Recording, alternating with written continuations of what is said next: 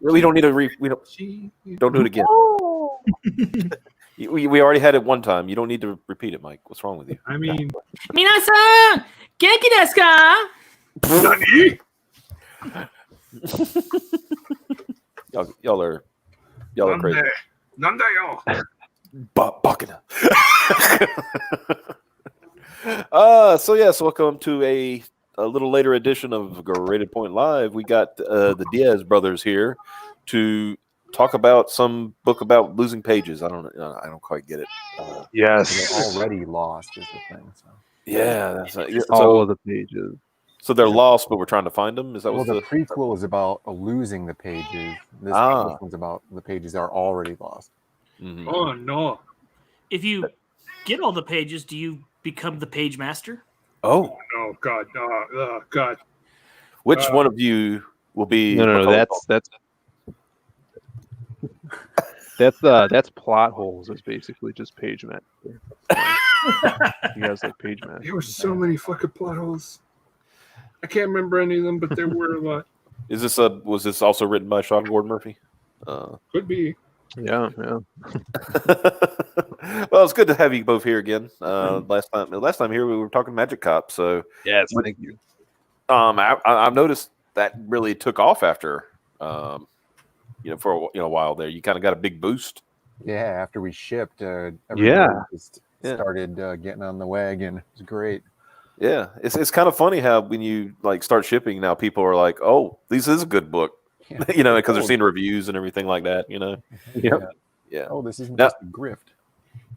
Well, let me ask you this: because I was watching Mike Curtis earlier today, and apparently he saw the first review for Inglewood today. Yeah, and he said just seeing the thumbnail, he said he thought he was going to throw up. Because he thought, oh God, it's going to be a bad review. Really? Oh wow! So when you started seeing reviews, when you started seeing reviews of your previous book, how did y'all start feeling when it started coming in? Like people were liking it and stuff. I mean, I was super happy about it. I was already worried. Like I had it in my head that everybody was not going to like it just because it's not your standard comic book, superhero genre and stuff like that. But the reception was really, really good. I don't know. Phil was excited. Yeah, let's hear what he said. Yeah, I wasn't really worried. I wasn't getting sick over thumbnails or anything. But I think because I don't know if anyone really did any video reviews. All of our reviews were on Twitter, so they were right there, right when you saw them. Mm-hmm. But they were. People dug it and people were messaging me and stuff like that. So it was just a great, confidence boost and to finally see people getting ideas of what my writing is like, because, as a writer, you don't really get people noticing you until after the book's in their hand, right? It's much harder to get a feeling for a writer. Because at face value, you're getting all the art. Yeah, the art. Because even like the big boys, like DC, Marvel, and stuff, when they preview stuff, it's the art. You don't see the writing. You don't know how it's going to turn out. Right. I mean, obviously you got to, so because spoilers and all that stuff. But yeah, it's that's why. Go ahead. I think. What was I going to say? So that's why for the lost pages for this campaign, I really wanted to get full pages done to show on the campaign page, lettered up as well. So, you get a little taste of the writing, because the writing and writing style is so important to each of these stories in the lost pages. Yeah. And I'll go ahead and bring it up here. Lost pages. And there it is. This is I point out right off the bat, this is a very, very stout woman. She's been she's Jack. A little bit ahead of the curve there. The muscly woman is a popular trend right now. Yeah. Well, she puts in the work. She's in the gym, just working out, just kicking ass. Do you think she does she go up to other dudes and say, "Do you even live, bro?" No, not that kind of shit. Mm-hmm. Oh, notice she's wearing your goggles. Yeah, the sunglasses. Yeah, that was kind of a design that we had for that character since it was conceived. You know, I had these sunglasses. They're called Oakley over the tops. Yeah. You might have seen them in the movie Spy Kids 3D. Mm-hmm. So, the classic Spy Kids 3D. Yeah, critically acclaimed, award winning.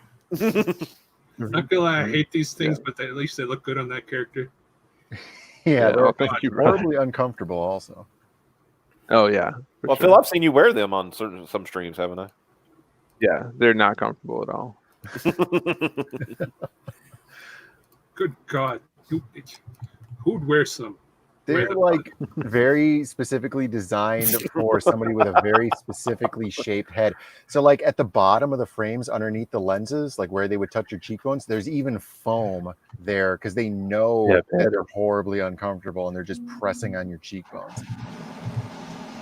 Yeah, it doesn't look like it would be fun to wear those. I mean, you'd wear those as a joke for a few minutes and then take them off. Like either like Dennis Rodman would wear. Bald or with a mohawk. It's just to even mess around with them. Okay. All right, let's get back to this. So tell us the premise for Lost Pages so people understand what's going on. So the Lost Pages is our first book in our connected universe of heroes. So we're kind of trying to build up like a comic book legacy. So like kind of like Marvel and DC. These are heroes all in the same universe that are eventually gonna run into each other, meet, team up, fight against each other, fight alongside each other. Mm-hmm. And the basic pitch is there is a magical book in this universe called the Book of Lost Pages, and it has fallen into the hands of a homeless man that we call the Hobo. And the Hobo in this story is around a trash fire telling passersby about these stories of these heroes that no one's really ever heard of. They're just legends at this point. But they're real, they're in this world, and they fight different types of evil. They're from different eras, different walks of life. And as he tells these stories, we, the reader, and the listeners get glimpses into their lives, drawn by different artists and very, vast different genres. We get to learn about them, and in the end, we get another glimpse of who this hobo actually is and how he serves the Lost Pages and why he's the only one that could really read from this book. So this is the first in a long series of books that is an epic story. Each of these characters having unique pasts and different paths of getting to the present day. Yeah. Oh no, you made a book about Alan Moore. He does, yeah, he looks like Alan Moore, doesn't he? Yeah, because that's him right here. Yeah. It can't be Alan Moore. He's not cussing out a fan. Wow, that makes sense. Because that's what Alan Moore would be doing right now. I'm not talking about how these characters are all bullshit. So hey, you remember Watchmen? I don't. In fact, that book's a piece of shite. That's probably what he would say too. Yeah, but no, but this isn't. This is definitely not. This looks good. We got some pirates and shit. What's going on? Yeah. So the first story we passed up was the Silhouette. He's kind of our supernatural vigilante. If you guys like noir, Sin City style, this is going to be the only story that's in black and white plus red for blood. And then that pirate story you were looking at is drawn by Joe Ball. It highlights a really important character in the story. His name's Wildcard. He's an ancient sorcerer from Merlin times, and the cool thing about him is he's ageless, so he lives throughout time. And every story we see him in, he's going to be in a different time frame. And this one's based in like the 1600s, where he's a captain of a pirate ship that gets overrun by sirens and the song of the sirens. His crew members turn on him, and he has to deal with these crazy flying bird chicks. So the story is all set to this poem about sirens. So each story is written differently as well, and this one's written to a poem. Very cool. Nice. Very nice. Yeah, thanks. And here's our guess this is our Jack woman. Yeah, bodybuilder babe. Yeah, as you can see. So I'm a huge Lobo fan. Really love '90s ultraviolent comics, and if you do, this is the character for you. Crimstone is this monster imaginary friend that used to live inside of the head of Taz, this chick, and as she grows up, she forgets about him. He gets pushed back into the back of her head. He has to battle all these monsters inside of her head, and then one day he comes out again, and she could see him and hear him, and they become a crime fighter together. that's really cool. Thanks. So so he does, when he manifests, it's a physical manifestation. At one point he will. And for now, right now, he's just she sees him, and the reader sees him as well, but no one else does. When he's fighting, it's actually her kicking ass. Oh, okay. So it's kind of like a projection of himself. So it's like very much a coping mechanism. A combination of Bogus and Tyler Durden. Yes, yeah. There's a movie I haven't thought about in ages. Yeah, the Tyler Durden aspect that's really cool. A cool catch. Yeah. Who is whistling? I don't know. No one. Not me. I heard whistling. It's definitely. I definitely heard whistling, or I have a tumor. Well, then I have it too, because I heard whistling. Oh no! I think the whistling is giving me a tumor. Yeah, there you go. Is this the new stage of the beer bug? Is it happening, folks? Had they finally got us? Possibly. Did they finally get us? It's over. It might have. All right, let's go on to the next story. Gentlemen, it's been an honor and a privilege playing with you this evening. There you go. Yeah. This is our last hero in the main book. His name's the Masquerade. So he's our pulp hero. You guys like the Shadow, the Green Hornet. The Masquerade is the character for you. He's set in the 1930s in Chicago. He's kind of like our first hero in this world, and he's quite different from the rest of the cast as well. So his story's written kind of like an old Golden Age comic, or if you watched Batman '66 with that narrator that is a character within itself, talking, setting the stage, if you will, of the setting of the book, talking about the character. And the Masquerade is obsessed with theater and dramatics, so he speaks in Shakespearean language to mock his enemies, and he's a master of disguise. So he's a lot of fun to write. I am digging the sword hilt. Yeah, thanks, man. I'm digging that. That's really cool. Alan on it. And I'm liking his design too. It's like very, you were talking about theatrics, like very theatrical, costume. Yeah, he's actually his secret identity by day is he's a theater actor, like that socialite of the 1930s.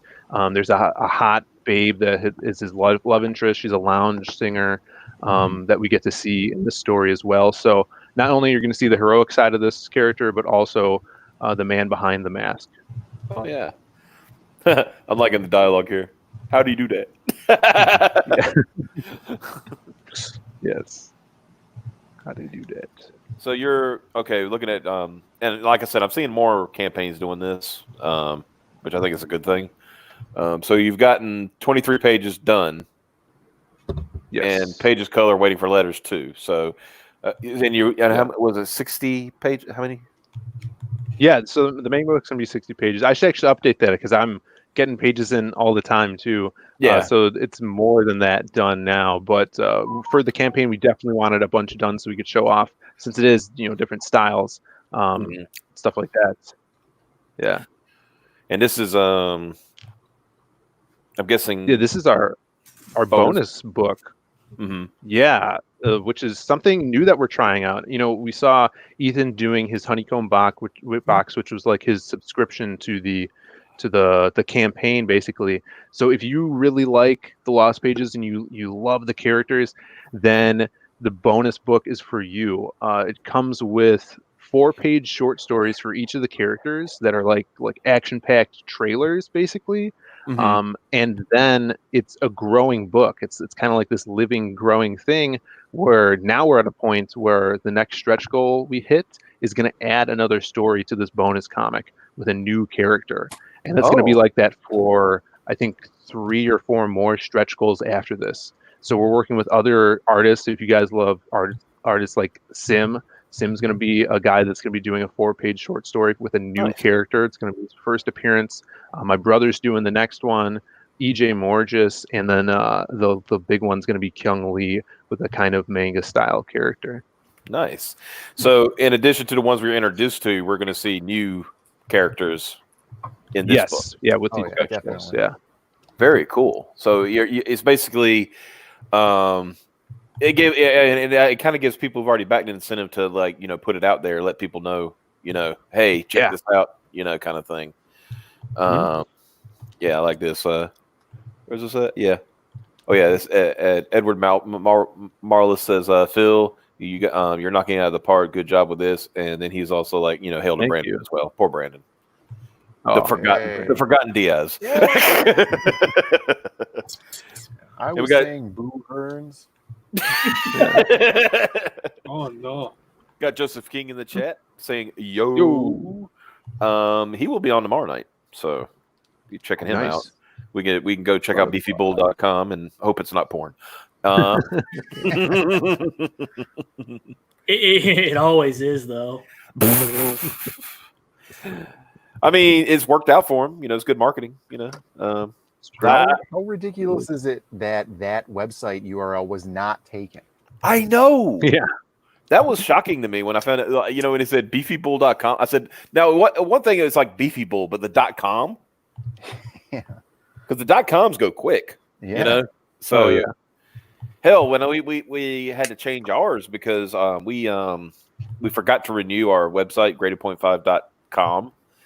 And we were going to get it back, but Google charged, because we were doing it through Google's domain service. Yeah. Google was going to charge us $100 to reactivate it for a $12 domain. It's like, because you were late. Yeah, just because we were late. I'm like, no. So we were going to take a chance to let it run out, for the whole period, But we ended up losing it. Some fucking game, gambling site got it, because that's what a lot of big money gambling sites do. They buy domains cheap. Oh yeah, they squat them, right? Oh yeah. So we're back, but we got had to get the .net. But it is what it is. Nothing you do about it. We won't lose it anymore. I said, buy. The guy who's taking care of him, I sent him $50 and said, buy it for 3 years. I was like, I'm not going to happen again. No. Also, we have that other important domain, the platform site. The platform.site. That was our joke. It started out as a joke thing where we were basically, the joke was it was going to be an alternative to Twitter, but not really. Where we were going to come up with these all rules. It's like, it was going to be very basic, generic stuff. It's like, thank you for choosing the platform. The rules for the platform are simple. You must use the platform. It's just like, just stupid. It was going to be stupid stuff. But then we ended up linking it to our friends at Super Nerdland. We linked it to their video hosting site, so it kind of did become a platform. We even had this, that weird boilerplate letter that everyone gets when they get their play button. We had the most boilerplate letter for the platform. It's like so beyond generic, but it also sounds like really dark and boding. It's like, I don't know. I would guarantee that Monday and Matt would have cried. Yeah. This letter. Let's put it that way. Yeah. For your achievement, we would like to present you with, in parentheses, parcel contents. Parcel. So yeah. Like I said, I'm digging the idea of like adding to the story and stuff like that. That's really cool. Yeah. We wanted to experiment with that, as a different, as a change of pace from like your standard stretch goals where you're just adding, swag or something like that. Yeah. So we thought, adding some content that was not integral to the story, but definitely something that people would want to get their hands on because of the universe's expanse, and then we want to get those cool characters out there for everybody, so we can kind of shuffle those around and see how, what flies and stuff like that. Yeah. That's really cool. And then you got some add-ons. So, you did a mask, which, I mean, let's be honest, masks are big right now. Yeah. Not by anybody's choice or anything. It's just they're big right now. Yeah. But we it's all need one. Well, it's a good way to do it. Put it on. Yeah, there you go. Yeah. Are you really doing? You doing the glasses too, the goggles too, or the? I mean, we're not selling them because those things are super expensive. Okay, I say but you just had to all right, I'm putting them on just to. Yeah, I had to throw them on. Yeah, had to represent. So you're going to have add-ons like prints and stickers, and those are 6 a.m. stickers, huh? Yeah, we had him do the whole cast of characters in the main book, so he killed it on those. You could have them on as an add-on, or some of the bigger tiers perks actually come with them thrown in there for free, as we'll see. Nice. Yeah, I like the. I like his work. It's kind of like when he does your character, it's an honor. Yeah, it's sure. It's one of those things when he does your character, you've made it. Because when he did Peregrine a few weeks ago, I'm like, oh my god, finally. Yep. Yeah, that was awesome. Yeah. Made it. And this is just going over the story, stretch goals. And then at the bottom there are some bios also. Okay. And I see here you got you're getting closer to this one. You're inching closer to this. Yeah, that's the first unlocked story Brandon's going to be doing, and along with those unlocked stories, we have trading cards that are going to go with that character, so you learn a little bit more about the backstory. Because at this point, we've unlocked all the trading cards for the characters that are in the book. And we got guys like Passion for Drawing is doing the Masquerade trading card, and we're getting these all-star CG artists as well. I think we're gonna. I really want to get Preston for one too, maybe for the character Sim's doing. Yeah. You got Fraga. Fraga Boom. Yeah, Dan Fraga. Yeah, he's a good dude. I like that guy. Oh, so backer goals. 100 backers, Masquerade Paper Mask. That's cool. Oh, and okay, I see what you're saying. Yeah, these. Oh, wow. This kind of reminds you like like those old comics, like the front of the book. Those quick hit kind of things. Like Yeah. Yeah, that's what we tried to do for this. I was using them as promotional material, and these are kind of going to be like the bios that are on the back of the trading cards as well. Really fun for me to write. So wanted to show them off for everybody. I know a lot of other campaigns are doing that, especially if you have a cast of multiple characters. And I love seeing that stuff too, because I want everybody to get a little intro to what they're dealing with here. Yeah, apparently Joe Ball wants your attention. Joe Ball, one of the founders of Church of Chungus. Yeah, that's true. Hail Joe Ball. What's going on, Joe? Good to see you, brother, in the chat. Good to see you. Let's see, where was I? Oh yeah. And then the creators, I guess everybody who's doing everything essentially. Yep. Yeah. A lot of creators. Oh man. And then of course we can find you on Facebook, Twitter, and YouTube. If you feel like it, I guess. Yeah. So we've been known to make some content. Mm-hmm. So now we're going. Let's look at should we do perks or should we show the trailer? What do you think? Trailer. Mike, you want to do trailer? Okay. Yeah. All right, we'll do trailer, and then we'll do perks because we're so organized. Do it. One of these days we shall be organized, but today is not that day. Hold on a second. I got attention to the intro. Well, let me make sure I'm sharing audio because I don't want to be a boomer and there we go. I don't want to boomer it up and accidentally not share it. So here we go. Boop.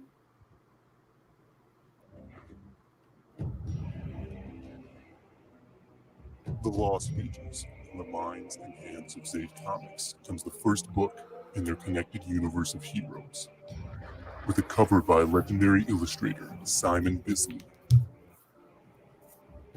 The Lost Pages is a story of a magical book in the hands of a homeless man.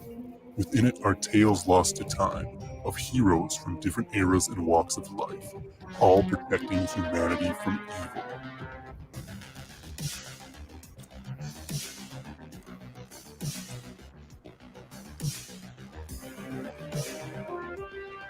As the word of the book is spoken around a trash fire, new crusaders of justice will be revealed to this world.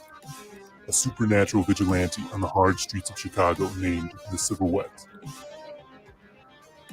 An ancient sorcerer battling horrific myth on the high seas known as Wild Card. A modern-day mental monster from the mind of a bodybuilder babe, Crimstone. And a pulp hero from the 1930s, a master of disguise donning the mask of the masquerade. This is just the beginning, for in the future these heroes and more will come together to write the end of the world. But for now, the ink of life flows on every page. Will you be there to read it? Only on Indiegogo.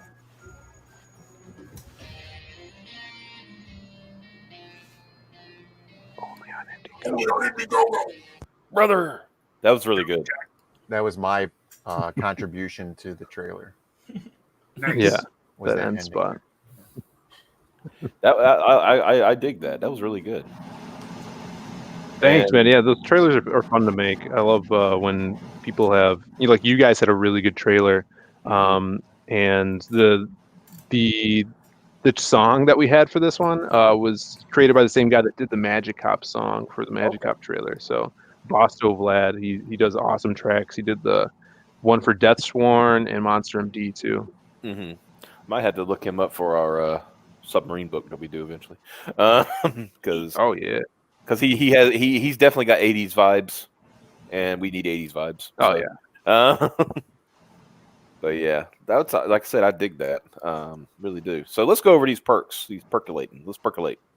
Woo! Let's find out what's going on. Yeah. So this is our featured perk. This is our Bisley signed pack. So if you guys are a fan of Simon Bisley, he did our beautiful cover here. He's a legendary illustrator. He did a lot of work in the 90s with 2000 AD. For DC, he did Batman versus Judge Dredd, Judgment on Gotham. He did Lobo, a bunch of heavy metal covers. He's a comic god at this point, and he did the cover, and he liked the idea of the story and the script enough to actually sign 25 of the books. So this pack comes with a signed book signed by him, and it also comes with a bonus comic. Comes with our fold-out poster of the cover and those 6 a.m. Comics stickers, hero stickers. If I heard correctly, it's kind of rare to get him to sign stuff, right? Yeah, man. I kind of just threw it out there, and he's like, "Well, send me over the script and whatever pages you have." So basically to see if he liked it enough, and I was so freaking nervous. I had to compile the script together because it was like all in disarray and send it over to him, and I was just biting my nails the whole weekend hearing back from him. But he dug it, so he's signing it, which it's surreal, man. It's a dream. That's awesome. Yeah, and then we got just a standard book. Yeah. This book's going to be signed by Brandon and myself, and as well as the book, you're going to be getting all of the awesome stretch goals that come with it, like those trading cards. Yeah, and the blockhead as well. And for the digital copy too, we're doing the blockhead because for Magic Cop, we sent it off in the PDF as a printout, so you can actually print out the blockhead if you get the digital copy, put it together. Yeah, exactly. Some little extra. So one of our buddies, he's like him. He's a good dude. This is a good dude right here. A good artist. People need to look him up. Ooh. Don't sleep on him. Get this man some work. He may or may not, and I'm really putting it in the may category, and pretty much confirmed that he's doing the Peregrine trading cards. So, ooh, nice. Yeah, we need to work out some details, of course, but I got some ideas, and the thing is, he's so good, and with flow, when we've talked to him about other stuff, and he's just he's got a good mind. Very good mind about him to, I think this would look great. I picture it doing this and that and blah, blah, blah, so it's going to be great. I think it's going to be beautiful. What's this says? JB here and no Micah. Oh yeah. Mike was doing his own stream earlier where he's talking about throwing up. Rather disgusting. Did Micah develop an eating disorder again? No, he developed like the nerves of right before launching a campaign, and also seeing the reviews of his other campaign. You know, so yeah, that was that one. So we got this. Okay, the digital book for $25. Yep. So you're charging the same for the digital as the that's a signed book. Okay, but you're charging $25 for a digital on this one as well. Yep. Okay. Yeah. Brandon really wanted to do this. We did it for Magic Hop as well, and I know a bunch of people that are putting out books right now, and they're saying it's kind of hurting them to do a lower price to digital because their sale on that one jumps up a bunch, right? Yeah. So people are getting at the cheaper cost. For us, we're kind of valuing our digital at the same tier as our regular, just without the shipping, because if you buy a video game at the store, it's $60, but if you buy the digital copy as well, it's also $60. It takes the same amount of effort to actually create the thing. We have to pay the artist. We're putting time in to write it, and realistically, it doesn't cost an exorbitant amount for the printing. So if you just take that out of it, it's not going to go down to $5. So for here, if people really want it and they really can't extend for that shipping cost, they're still paying and valuing the book at what it's meant to be valued at. Yeah, I get that, because like you said, it doesn't, the work was still put into the book, so you still have to, and using the example of like, physical video game versus digital video game, they're the same price. So when Brandon told me that, it's like, it's like great for international. Yeah, that's what Fatty said that in the chat. Perfect. Yeah, you said it too. Perfect for international backers, because that's a lot of the problems that international people have. Is like, all the shipping is exorbitant, and we've all done it. Especially with physical books, we try to balance it, not to go too high, but I've already know, just looking at some of the shipping that I've seen other people have to do, we're going to eat shipping on some places we ship to. Oh, definitely. Yeah, you're definitely gonna. International shipping is the worst. Yeah. Because some places will be a little less, some places will be a lot more. So I know somebody who said and like I said, this, I don't know, I think they were shipping a pretty sizable package, so it wasn't a small one, but shipping something to New Zealand was like $60. Jeez, minimum. Yeah. Wow. So and I've been looking. I don't know if you guys look sometimes, but on on your back end, you can see where who's buying your book from what countries. Yeah. And I've looked, and I'm seeing Guam and Israel and places like that.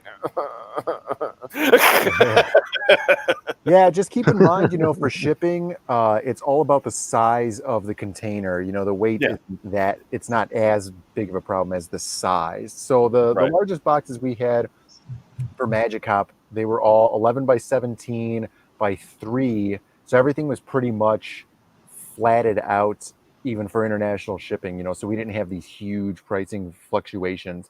So we could kind of estimate what we needed to put in and where we were going to lose money on certain things, or not lose money, but like eat some dirt on some sales. Yeah, eat some cost here and there. Yeah. I know. It's just the way it is, it's just going to be one of those things. We're going to figure it out. One day we're going to have it down to a science. It's just going to take a while.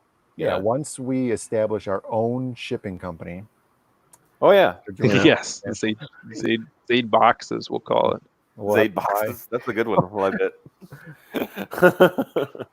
I like that. We got in the chat here, Fatty said he's backer 188. Thank you so much, Fatty. Yeah, we appreciate it, brother. Fatty's a good he's a good backer. He backs a lot of projects. Oh yeah. He said the Magic Hop box was huge. That's what he said. Huge, and was it also Big League? See, that's a good Probably, question. Yeah, I remember that. It came in a good box. That did come in a good box. I actually still have. I need to just like. There's a bunch I need to throw out. I just got Gemini mailers all over the place that I stack. I'm like, I'll just throw it over here. You know? That's like. I promise you, people, when we ship Peregrine, I'm not going to be recycling Gemini mailers. Yeah. Pass the savings directly onto you. Well, since I didn't have to buy it, you know. It's like, haha, I backed these campaigns and they're shipping me Gemini mailers. The fools. Brotherhood of the traveling mailers. So what now? Brotherhood of the traveling mailers. Exactly. As long as we keep reusing the mailers, we're saving the planet too. This box has been on every single continent, even Antarctica, somehow. It's still holding up. It's still good. I love it. I love it. Yeah, I've been. I feel bad because it's like all the books, you know, and Magic Cop's right there in the middle, of that I've backed and gotten in already and stuff. I'm just looking at them. I'm like, God, I got to figure out a place to put you guys because I'm right now just in a stack on my shelf, like on my bookshelf, and I was like, these books deserve more than that. They deserve more than that. Yeah. You could get marble pedestal. I think they sell them at local hardware stores. Marble pedestal right in the middle of the living room. There you go. Yeah, just stick it right there. Just have a stack of. So now my stack of books now be on a pedestal instead of on my shelves. Yeah. Yeah. I got boxes of Gemini. You got what are you saving your Gemini mailers too?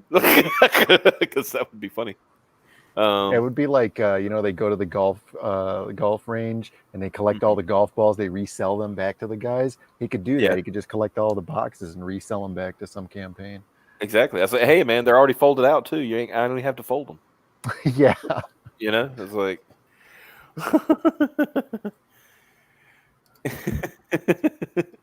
Let's see. So let's go to the next one. Here we go. Signed book, plus the bonus comic. Yeah, so this is like our base tier.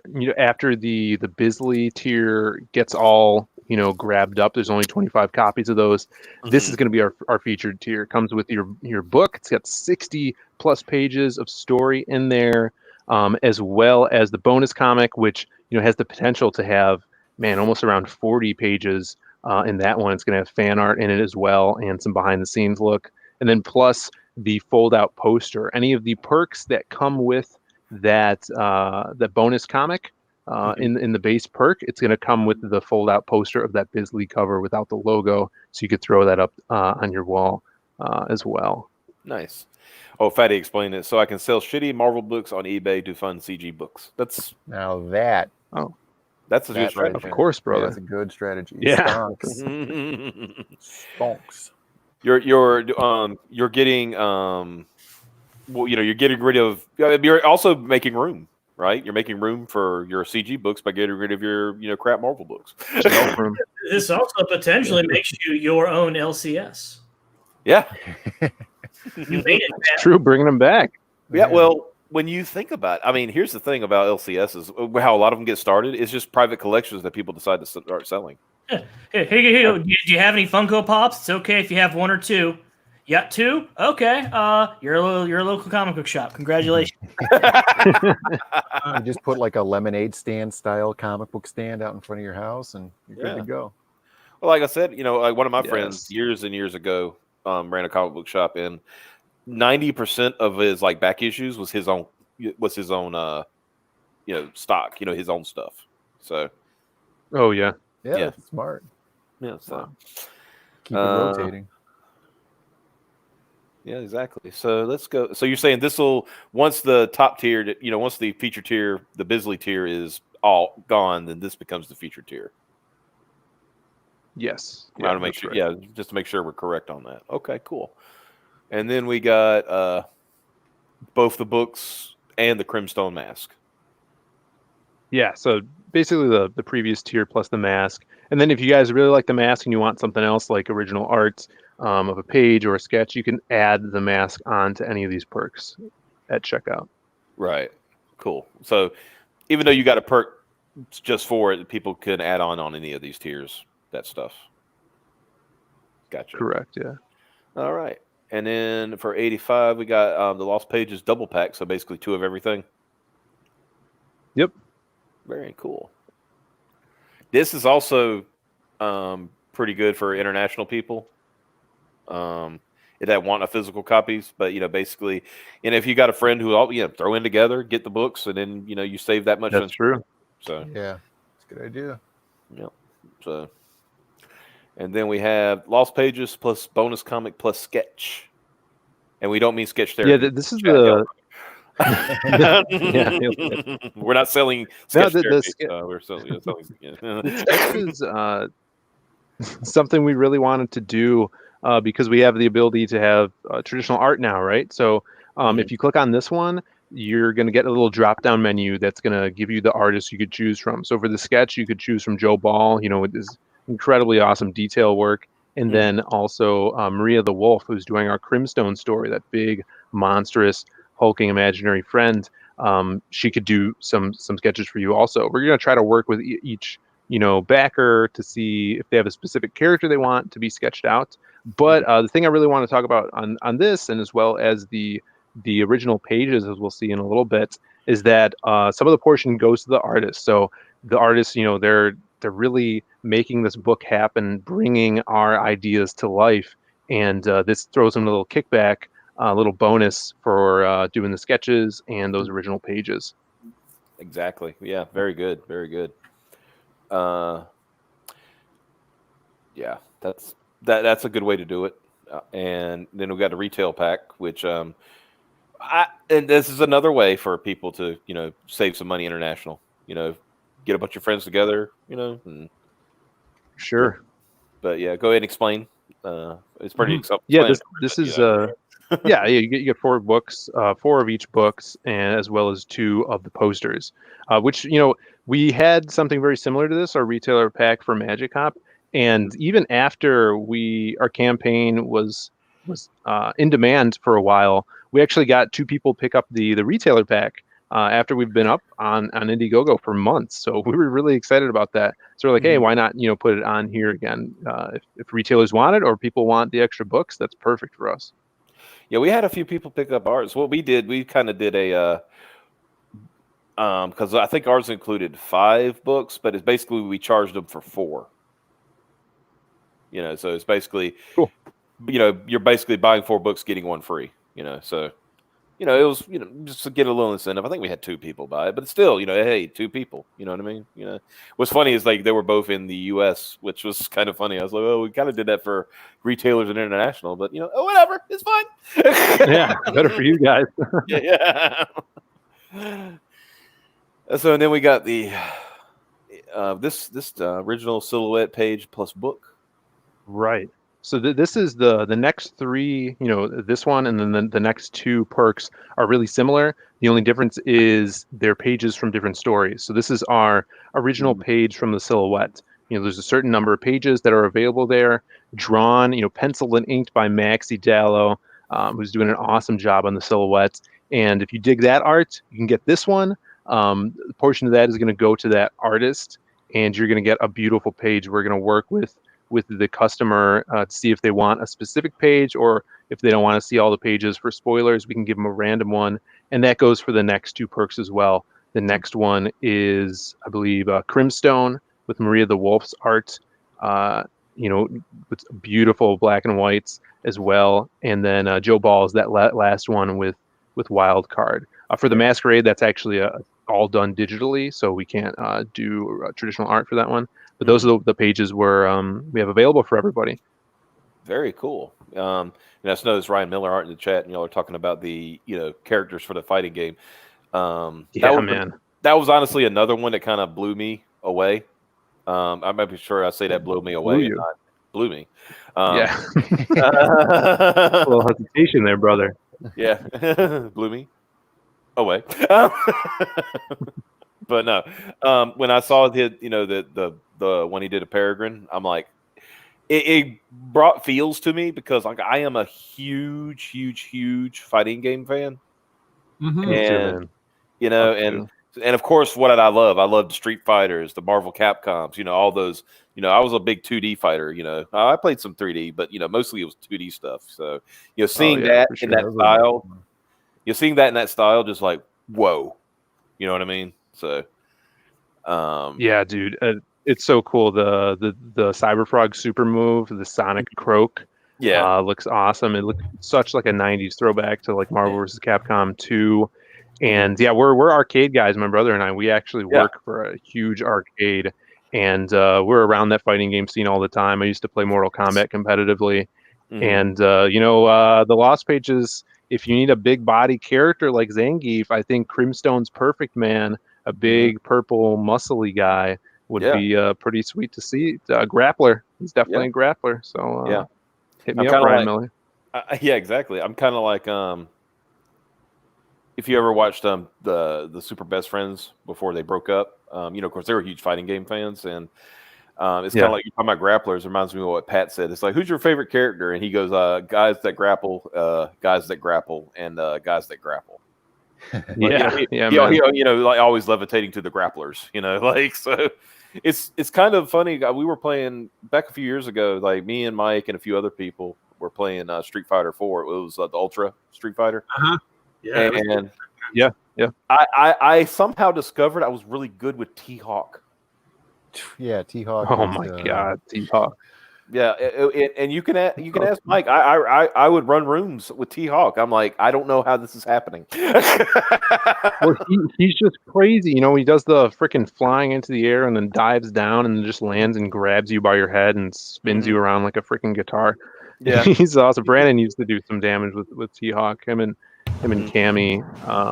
I love Dudley in that game. Dudley was my boy. I like Dudley. But I played Mortal Kombat for years, and then Injustice, and that's where I really fell in love with Lobo. And I was just, you know, Lobo does so much damage in that game as a grappler. He's awesome.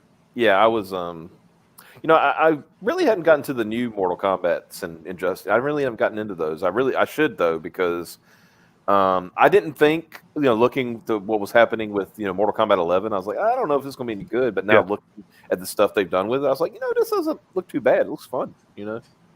Their character designs are really cool.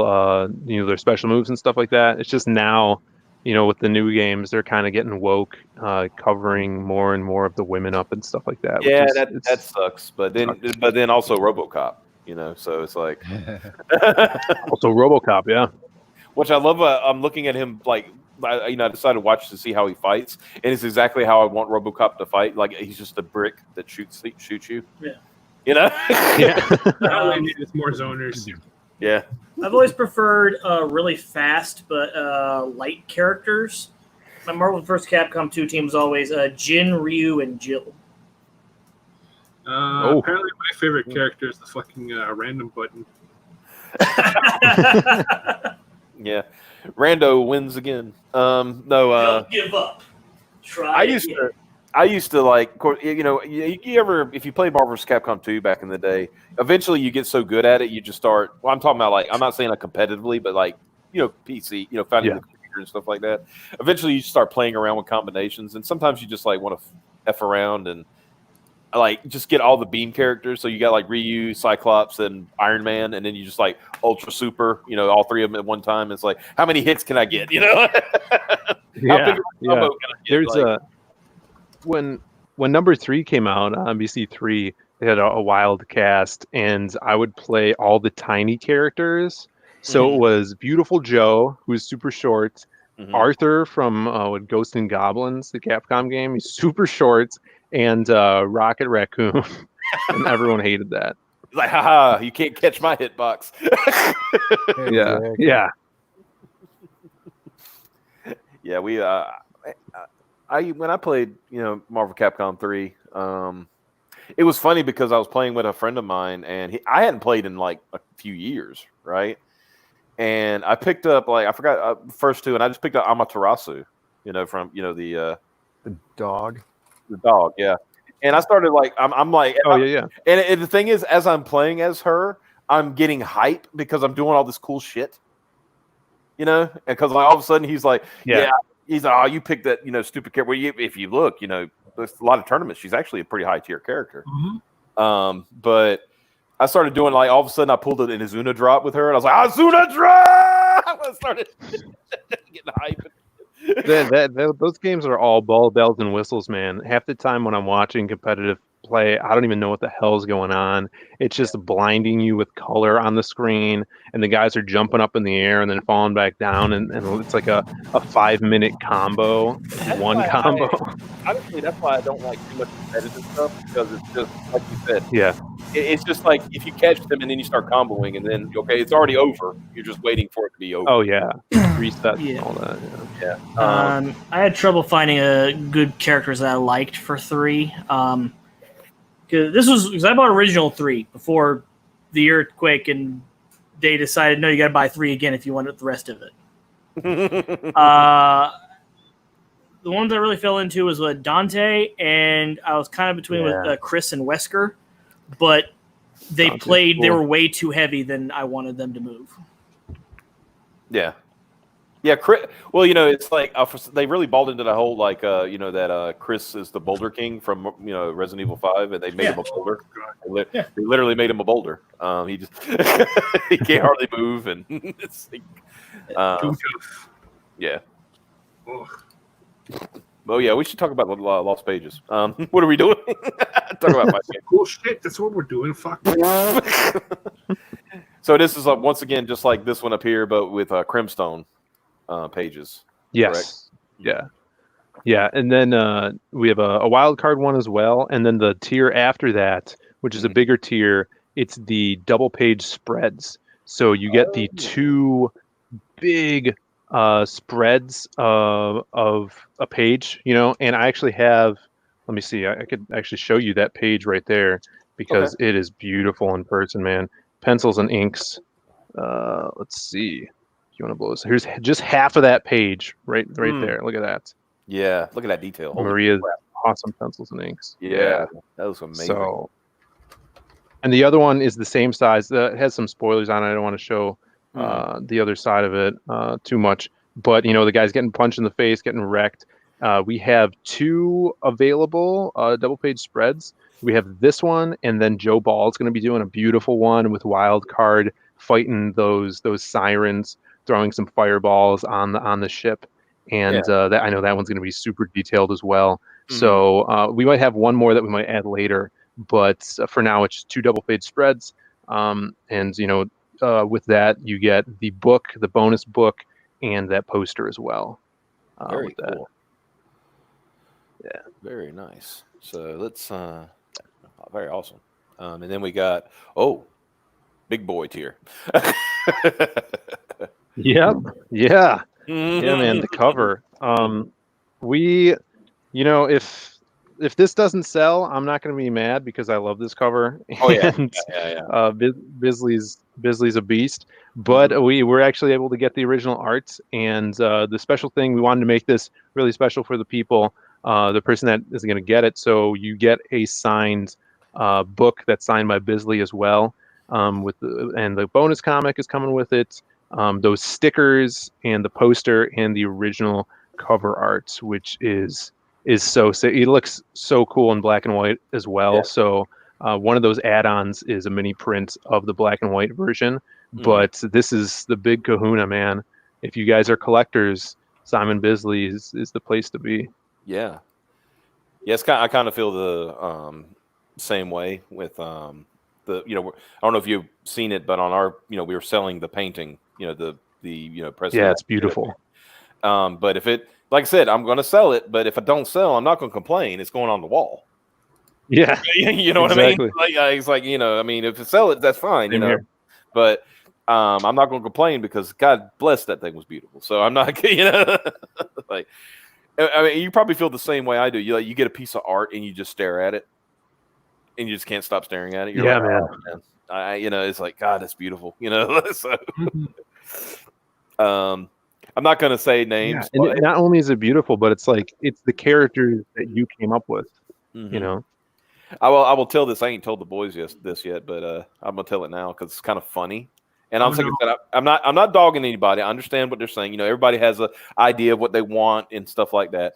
I got a through the campaign email, you know, like not a comment or anything like, but I'm sure y'all have gotten them too. And they said like, could Preston do something about Peregrine's lips on his cover? I think they're too full, and I'm like, it's a painting. I can't really change anything anymore. Like that, you know, we're well beyond that point. We are a spoiled species. Holy shit! Oh my god, kind of wacky.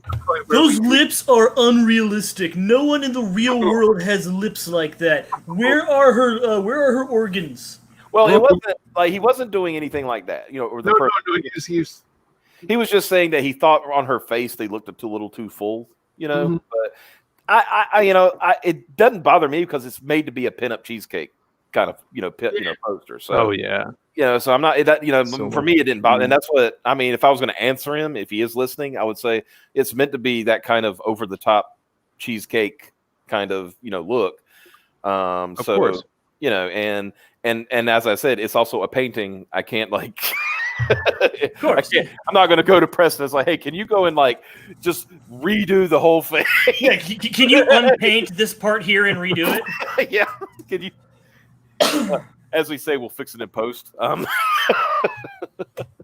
Yeah. So 5,000 for the original Beasley cover. That's well, obviously, yes, good price.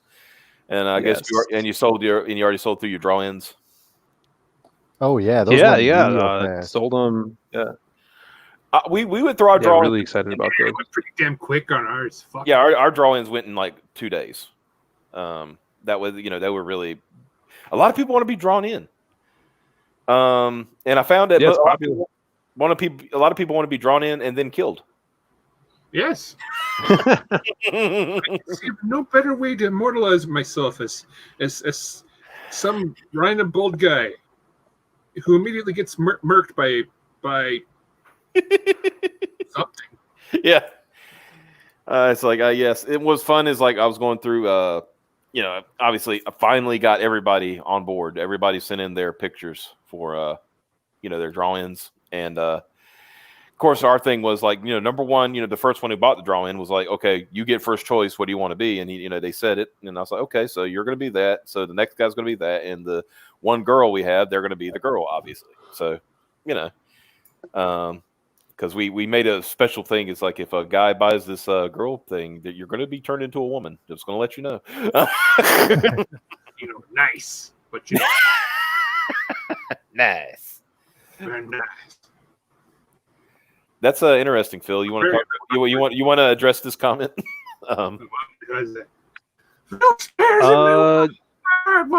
Yeah, I mean, you know, it's he's got some beautiful art. Yeah, he's got some beautiful art. And do you lick your lips when? Is that really? Licking them, covered in crystal. I mean, I'm always licking my lips, brother. Oh, okay. Ward, I'm worried about the beaver.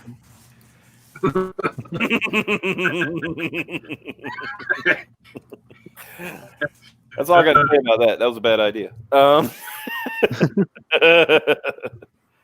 So let me, because I know Fatty backed it. So let's do a refresh here. Yeah, there you go. Maybe went up some more. Yes. $714. And yeah, we're so close to 13. So you're so close to 13, and that would be, let's see, I'm doing my math, about 800, a little less than 800 from the stretch goal, next stretch goal. Yeah. We want to get to that stretch goal because, you know, it's like a domino effect. Once we hit that stretch goal, another one's going to pop up, and we're going to start showing up art from those. It's going to be awesome. We're getting in the kind of like the trading card art. I'll actually pull it up in a second here. So you guys could see some of the pencils for the Passion for Drawing trading card. Okay. I have to find his DMs though. Passion. Yeah, don't dox his DMs, bro. Or drawing. Lately, they're just all about Big Chungus. So it's. I've been seeing that. Yeah, around. true. Oh, Chunguses. Incredible Chunguses. Was it like Teenage Mutant Ninja Turtles versus the Big Chungus? Yeah, yesterday on the Hardline stream, we had a big debate about the Church of Chungus versus the Church of Turtle Power, and then everybody had to choose their side. So, it's kind of like the Church of Gale and the Jesuits. Mm-hmm. Cool. Okay. So yeah. Oh, it is then. Oh, I like that. That's beautiful. Yeah. So each of the heroes is going to have a trading card done by an amazing artist. This is the passion for drawing one, and he's inking this traditionally, and he's allowing us to put it up for sale on the campaign too. So that's gonna, some of that money's gonna go to him.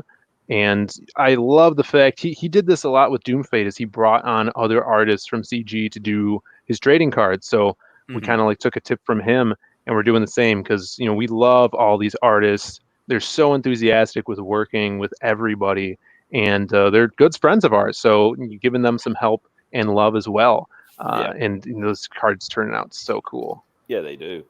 And I like the detail, like at putting the like the playbill posters in the back. Yeah, that's really cool. I like that detail. Just the things I notice.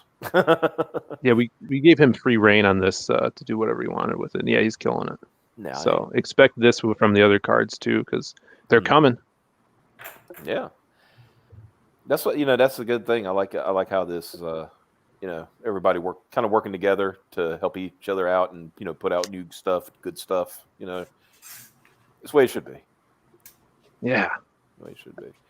So let's the story. This is a fantastic project. Like, and you've pretty much have you already matched what you do with Magic Cup? Gone beyond that? We're pretty close. Magic Cup has 13.5 or something like that right now. So once we get, basically we have to get to that next stretch goal, and then we'll bypass Magic Cup, and because Magic Cup is as close. There's only 9. All right, so Magic Cup's at 13.3. There's only 9 more copies of Magic Cup left before there are no more first editions, and we'll have to close that down completely. So I think the max out on Magic Cup is 13.8. So we are really close to beating that with the Lost Pages. Because I know when I talked to Phil, me and him talked in DMs, and he said like this one, with this one, I just like took off like that first day, like.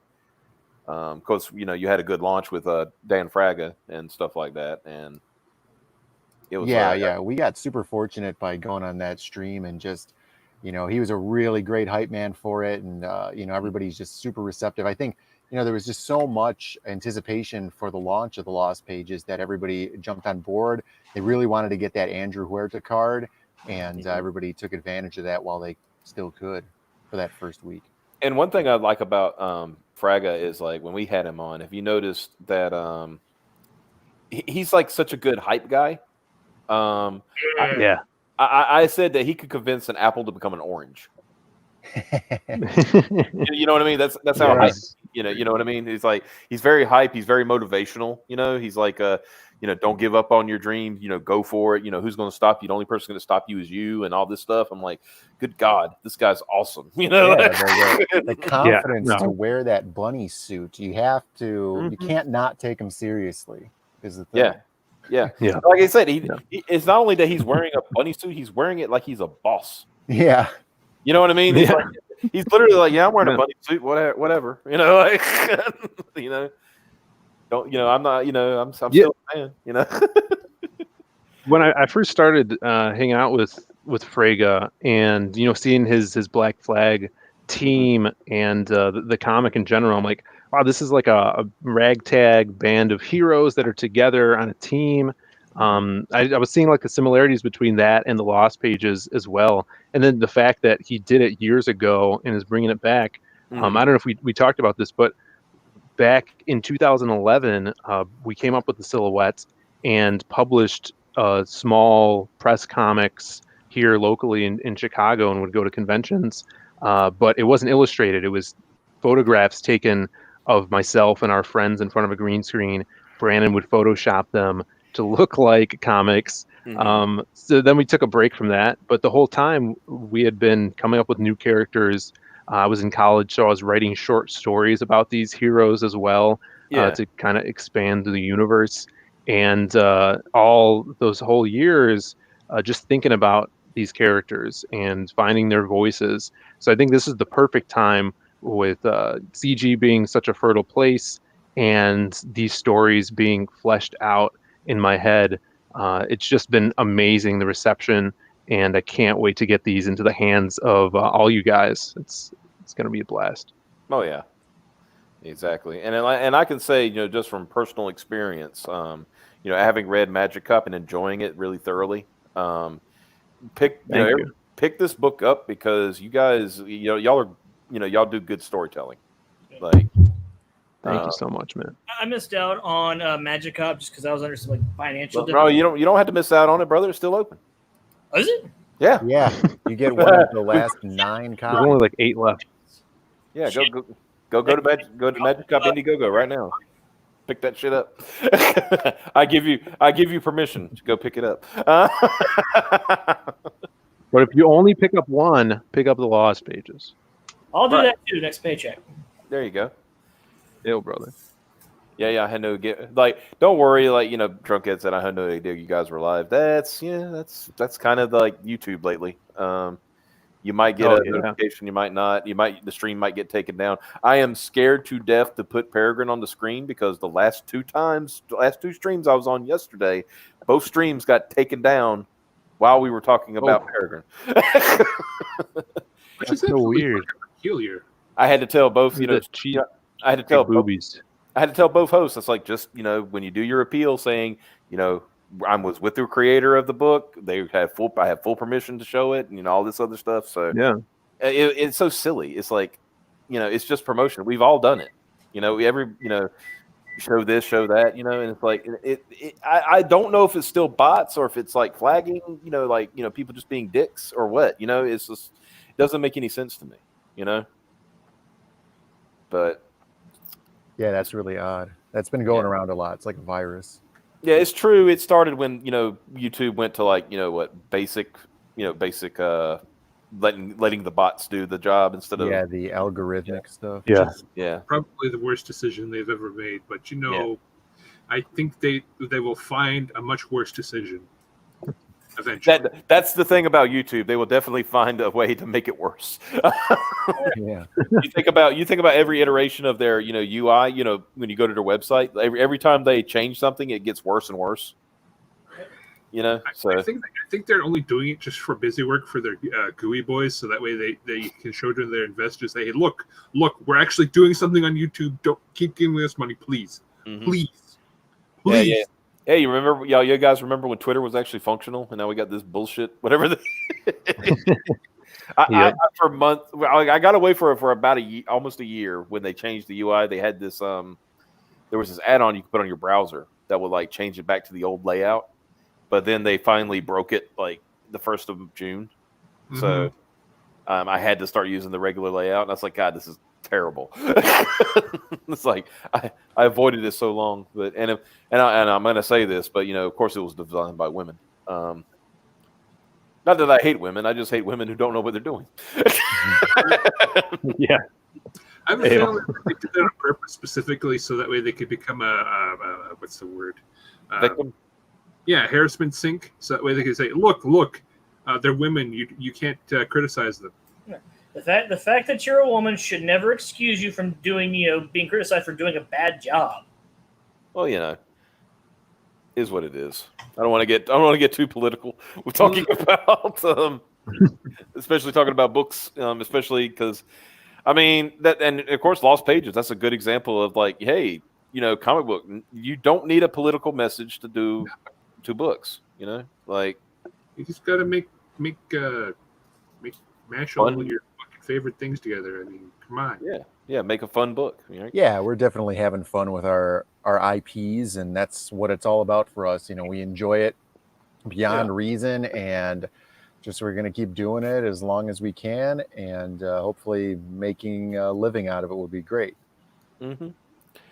Yeah, I've always said it'd be nice to where I could just keep producing books, like good comics, and not, be able to live off that instead of having to like go do a real job. Oh yeah, quote unquote. Yeah. Well, and my pops always told me, growing up, he said, if you're ever going to have a job, try to find something you enjoy. Definitely. And I always try to do that, and I think, I'm personally, it took 30 years, but I think I found it.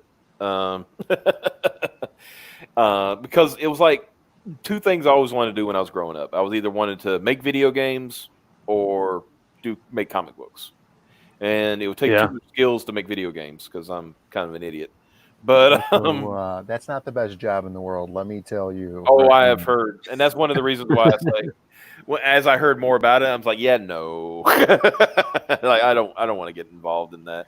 And then I also wanted to like write for. I thought like this is how stupid I was as a kid. I thought writing for about video games, like doing like magazines like EGM and stuff, I thought would be the coolest job ever. And then I found that those people are dicks. So oh yeah. So I was like, to hell with this. Like just gonna do my own thing. But yeah, it would be much more fun than delivering food to people who don't care and installing plumbing. Definitely. Plumbing pays well. Don't get me wrong, but it's not the most cleanest job in the world. I'm just gonna say, and you can throw your back out like I did earlier today. Oh, brother. So that might be why I'm so talkative tonight. There might be still some leftover from the pills I took earlier. Yeah. I was like, you ever play Left 4 Dead? Yeah. Yeah. You remember when what was his name? The guy, the black guy. Coach. No, not Coach. Not Left 4 Dead 2. The first one. The first one. Lewis. I want to say Lewis. Yeah, Lewis. You remember whenever Wow. whenever Lewis got the pills? Yeah, I don't know how I got that. He was like, Pills. grabbing pills. Grabbing pills. Pills here. There were like what was it? Source memes of him like just having these weird looks on his face. He's like grabbing the pills. Because he always sounded the most enthusiastic about getting the pills. He's like, got the pills. Pills here. Pills. So, Optimus, I wanted to say that, like each of these stories varies in style and maturity. Yeah. And the silhouette is a little bit more mature. There's like prostitutes in it, drug use. There might be some cocainum. And I wanted to see if you had any have I had any thoughts about this? Hold on a second. Are you asking us if we're holding? Are you a cop? No, bro. I just wanted to know your thoughts on it. Okay, well, hold on. Let me go check out my fake leg here and see if I can. Okay, here you go.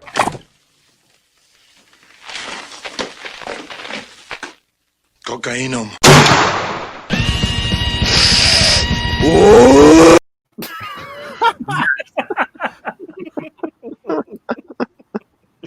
Yes. So get the Lost Pages and see all the drug use in the silhouette and how the silhouette deals with those druggies. Yeah. That was it was funny you mentioned that because somebody I forgot who it was. It was on Twitter. They were talking about like do you know anything about cocaine? I was like, you've never watched our streams, have you? You've never watched. Yeah. Have you ever Phil, have you seen the Micah Curtis version? I did the other night, but yeah, that's I'd like to see that one. Yeah, because that was this is by Mr. Yanafui, so yes.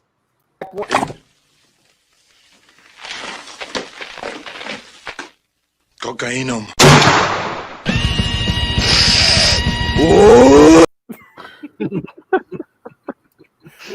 And also, Optimus, there's going to be a lot of people getting. There might be some people getting shocked by electricity and screaming while they're naked too. Nice. Oh, you mean?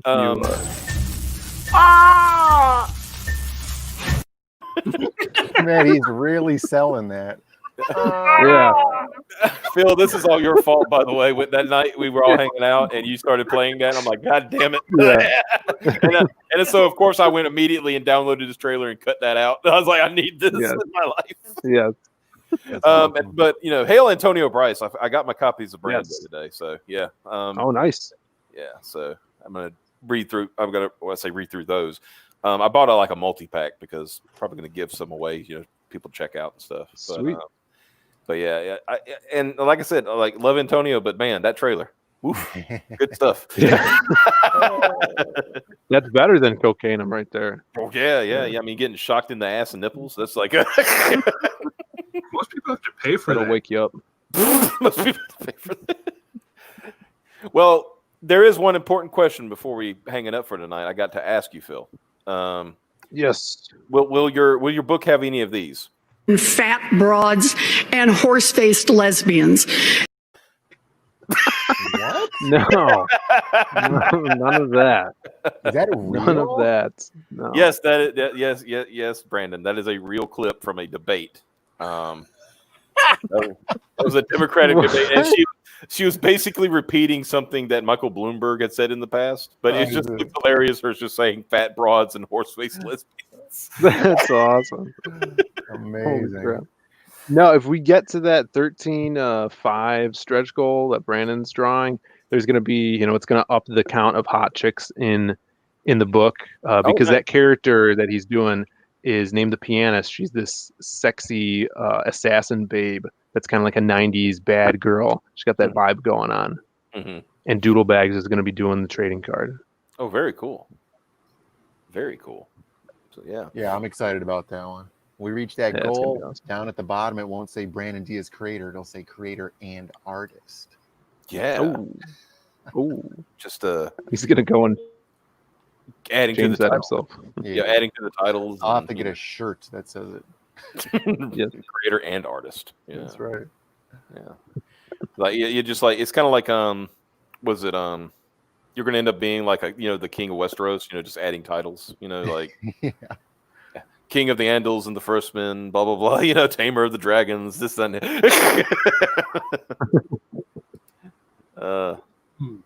but let's see. Oh yeah, so yeah, everybody please go check out Lost Pages. I'm gonna get one more run around. A little disappointed that we only had one backer from the stream, so that means the next time we're here, I'm gonna start showing G.I. Joe Extreme. That's not something that anybody wants, but that they know the deal. The deal is you get punished for Oh, speaking of Mike is here now. Speaking of Mike, I have arrived and still nervous as fuck. Dude, you're going to be fine. You've done this before. Just Mike, think I'm about going to fight you. I'll need a fucking baseball bat, but I'll fight you. Well, Mike, you and Mike, Mike is a big boy, but you're also a big boy. So you could be. Yeah, I know, but he's had more workouts than I have in the last, 2 months. More training. Yeah. But yeah, we get you nervous, brother. But everything's going to be okay. You're gonna knock it out of the park. I ain't worried about that. You and Preston are a good team, so it's going to be good. So yeah, everybody, go back to the Lost Pages. Let me. Of course, I got to do one more shield so we can get kicked off the internet. Save it for the end, as they say. Boom, back. Peregrine, Wings of the Falcon. Us. I mean, look at it. Look at it. Look out the window.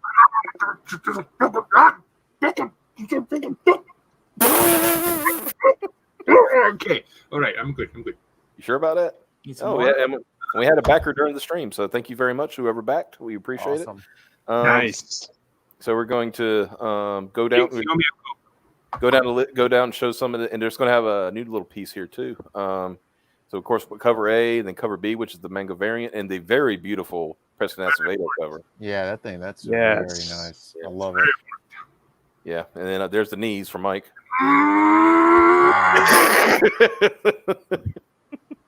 he likes them in some knees. So yeah. Oh, okay. And we got, of course, some colored pages. We have added a new color page. I wanted it to be bigger, but this is a colored page. Oh, you said new? I thought you said nude. Yeah, that's what I was hoping for too. Yeah, what is?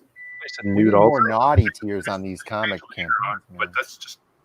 Now, here's the funny thing. Looking at this particular, I did not picture this robot in these colors. I thought they would be, a little more drab, but that's why that's why I'm not a colorist, because look at this. Oh yeah, I mean, this guy's gonna be iconic now instead of just like a generic, drab robot. Right. Yeah. It's just it looks cool. The blues really blow me away.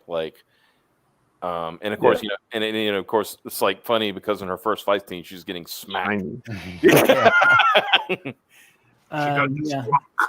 I'm gonna write up a character profile for that robot. That robot's gonna become a character. There you go. It's gonna like X.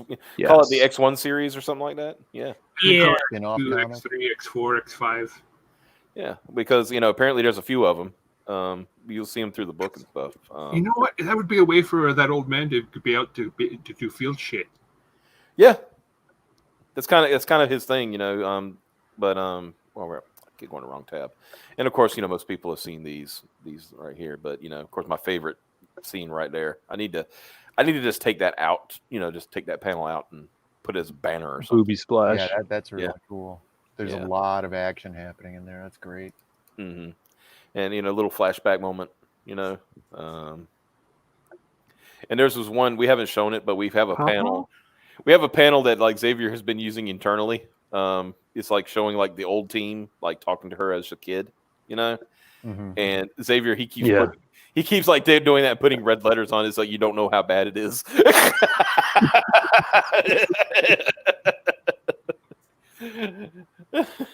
So you're terrible. It's funny. It's like it didn't have to be this way. Yeah, that's why it didn't have to be this way and stuff like that. Yeah, there he goes. Micah says a panel is good when you can hear the impact in your head without seeing the sound effect on the page. Yeah, if you could accomplish that, that's some real good art there. Yeah, exactly. So this is, like I said, this is the first of many. There will be more than this, and there's also going to be a crossover with Inglewood. Really? Yeah, that's going to be. Inglewood's in Chicago, right? And a lot of the characters from the Lost Pages are also in Chicago. Oh, so just another possible angle working here. Yeah. An Anglewood, if you will. An Anglewood. Oh, I like it. I like it. Mike, calm down. Calm down. I understand. I get it. It's a little cringe. I know. I got it. Okay. It's fine. I was told to show the poster. Feel the angle of his wood. Yeah, look at that poster. Look at that. Look at her. So there's the Saint of Inglewood and our girl Peregrine. If anybody remembers, this is like issue 1 of Batman Superman from years ago. It's an homage to that. Oh yeah, cool. Yeah, so I'm gonna Photoshop his fucking eyes just so he's like googling at her, looking up. Yeah, well that's kind of that boob window. Yeah, I like the image because it I could tell, like when me and Michael were talking about it, I could see it because I get the sense from Elijah that he's very like do the job, do the mission, because he doesn't fucking look. Yeah, so he's like more focused on that than anything else. But I like the idea of Mike saying like, yeah, he's looking at her boobs. Like, look at them cans. After all, right? Yeah. Fuck it, I'm gonna do it right now. Oh God. Do it. Was it going to be like big poked out guys like?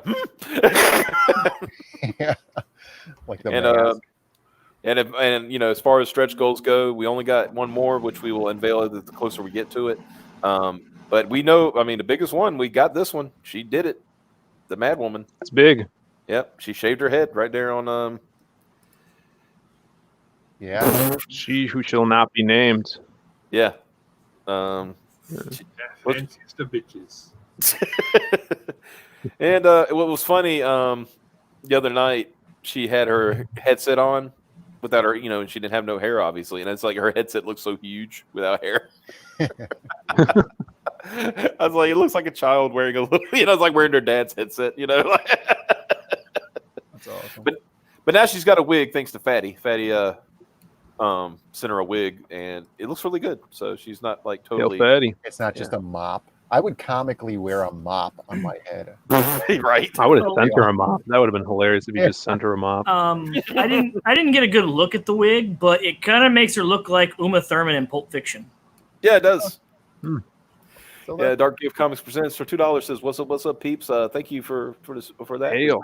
If you have not subscribed to Dark Gift Comics, awesome. We need to get that boy to 1,000. Yeah, he's got a good channel. Awesome. He does some good think piece videos, and he runs he does a karaoke night. Well, yeah, pretty much a karaoke night every Monday. Yeah. So check that out. Oh God, Mike, did you do it already? Yep. Yeah. Even P has the eye. I like her eyes. Her eyes. I wonder if she knows. Holy crap.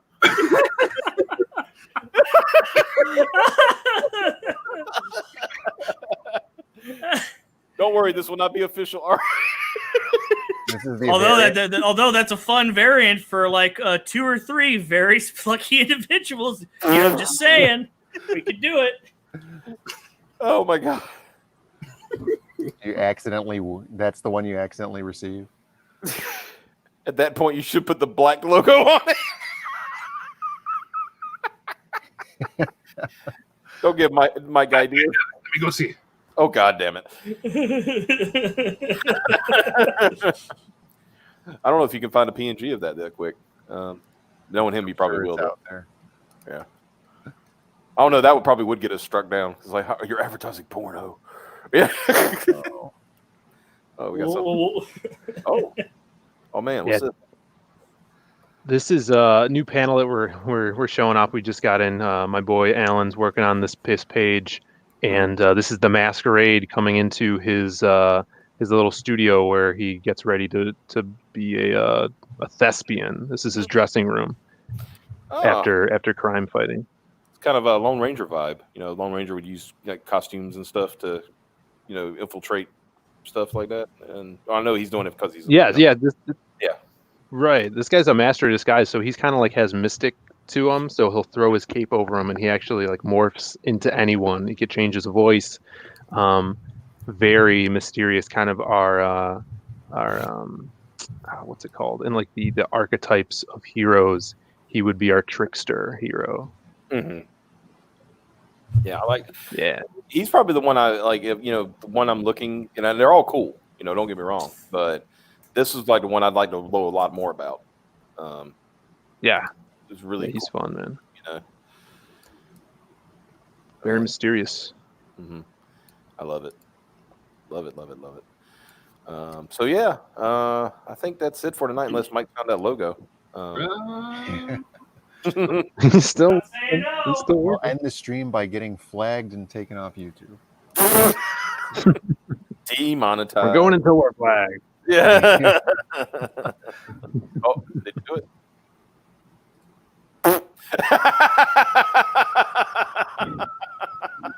Jeez. Perfect. Nice. Oh my god. Can you get a zoom in? I want to see them eyes again. That's great. I like how she said like she's a little bit angry about it too. Yeah. I am not an object, she's saying. Yeah. You put sweat on there. Yeah. All right, get that scroll down so we can see the logo. There you go. Now on black.com. There we go. Yeah. 10 out of 10. 10. Yes, 10 out of 10. 10 out of 10. Yeah. Get them good reviews. I think that might get more views than a certain Pegger or Peggy. Anyway, guys, that was good. Phil, Brandon, thank y'all so much for coming on tonight. Thank you for, honestly, thank you for doing Lost Pages. I think it's going to be a fantastic book. Thank you. Yeah, thanks for having us. Everybody, definitely check it out. Check out the trailer. Back it if you can. This is going to be a huge project, and we can't wait for everybody to read it. Exactly. So, thank y'all guys so much for coming. Coming and checking us out tonight. Everybody who watches it later, links are in the description below for Lost Pages. So, go check it out. And back it. Tell your friends about it. Same with Peregrine. Check out our merch store at comicsavalon.com. And everybody, I just want everybody to have a great night, and we will see you tomorrow night where you have Mr. Joseph King from the Slaughter Squad, which you can also check out at beefybull.com. I'm gonna have so much fun with that tomorrow night. Y'all have a good one, and we will see y'all tomorrow. Take care. See ya. See ya.